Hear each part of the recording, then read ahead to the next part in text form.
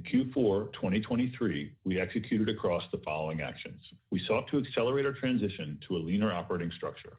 As part of these efforts, we established a minimum of $70 million in cuts from our operating budget for 2024 and continued to consolidate our production footprint.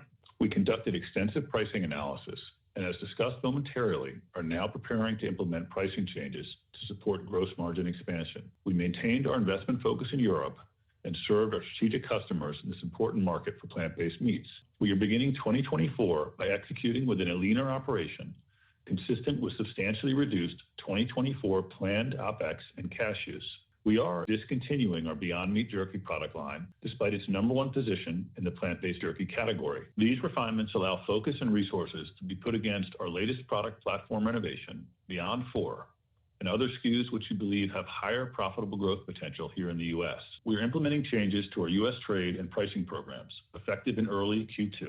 Though varied across channels and product lines, we expect the overall impact of these pricing changes to meaningfully impact margin across the balance of the year. We clearly need to restore our margins, and this, coupled with the network consolidation I discussed momentarily, are expected to aid greatly toward this end.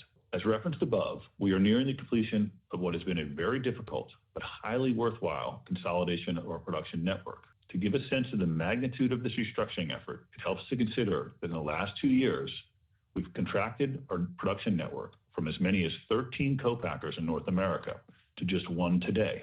Gross profit in the fourth quarter of 2023 was a loss of $83.9 million compared to a loss of $2.9 million in the year-ago period, which included the negative impact of non-cash charges totaling $78 million taken in the fourth quarter of 2023.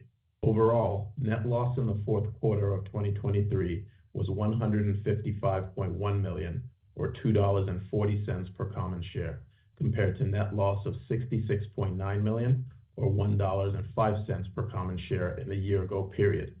Net loss in the fourth quarter of 2023 included non-cash charges totaling $95.6 million, as previously described. Let me now turn to our full year 2024 outlook. Gross margin is expected to be in the mid to high teens and is expected to be higher in the second half of the year relative to the first half, reflecting the timing of anticipated pricing actions and further production insourcing activities. Finally, in 2024, we plan to bolster our liquidity and potentially restructure our balance sheet. So we're very excited to have the Beyond 4 come out. It will be shipping next month and probably start to gain broader distribution April timeframe and into May, and that'll be in U.S. retail. The Beyond 4, as I mentioned in my remarks, was many years in the making, but it does coincide well with some pricing changes that we have to take. And so they will be largely coincident, and certainly it helps that there's some premium ingredients in Beyond 4, and I think an enhanced value proposition in Beyond 4 to help support that pricing. Pricing, is a very significant tool in restoring margin, but it's not the only one. So it's really part and parcel with an entire effort to reorient the business towards sustainable and then profitable organizations. We did talk about that we're looking to bolster our liquidity. So look, we're doing everything that we need to do to fix sort of the fundamentals of the business so that we are fundamentally a lower cash consumption business, right? With the longer term goal, obviously, of getting to sustained free cash flow positive. But, we're being responsible as well. I think it's fair to say that, the price increases are a significant factor that play into the gross margin expansion that we're targeting for next year. But it's not just that, as Ethan mentioned, organization, et cetera. And so, you combine all of these things together and that makes us feel pretty optimistic about where gross margins can go this year.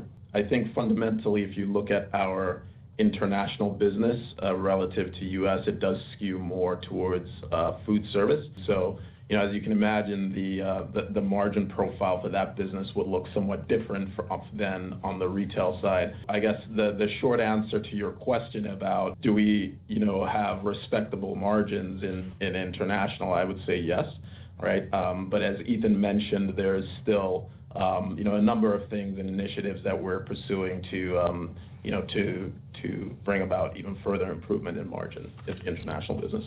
I think on the question of bringing people back into the category, the biggest deterrent has been this health question, and that needs to really be looked at as well. I mean, it's not just the animal protein players and their lobbyists, but it's actually the pharmaceutical members of the pharmaceutical industry, which I find to be kind of disturbing, actually.